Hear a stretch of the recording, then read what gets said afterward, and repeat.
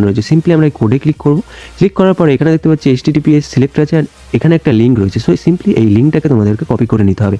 Copy করে নেওয়ার পরে সিম্পলি তোমাদেরকে চলে যেতে হবে রেন্ডারে। সো এর লিঙ্কও গাইজ এর লিঙ্কও আমি তোমাদেরকে ডিসক্রিপশানে দিয়ে দেবো, রেন্ডারের লিঙ্ক render.com।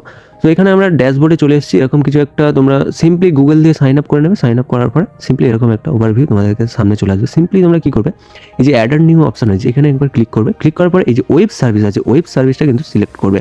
তো সিম্পলি আমরা ওয়েব সার্ভিস সিলেক্ট করলাম। সিলেক্ট করার পর পাবলিক গিট রেপোজিটরির যে অপশনটা রয়েছে সেখানে কিন্তু তোমাদেরকে ক্লিক করতে হবে। ক্লিক করার পরে এখানে সিম্পলি তোমরা তোমাদের লিঙ্কটাকে পেস্ট করে দেবে। দেওয়ার পরে এখানে কানেক্টে ক্লিক করবে। কানেক্টে ক্লিক করার সঙ্গে সঙ্গে দেখতে পাচ্ছি রেপোজিটরির নাম কিন্তু এখানে চলে এসেছে। এটা আমার হচ্ছে গিটহাবের ইউজার নেম অ্যান্ড স্ল্যাশ দিয়ে GPT রেসপন্স বলে আমাদের যে এটা রয়েছে সেটা। অ্যান্ড এখানে সমস্ত কিছু একই থাকবে, কিচ্ছু চেঞ্জ করার দরকার নেই।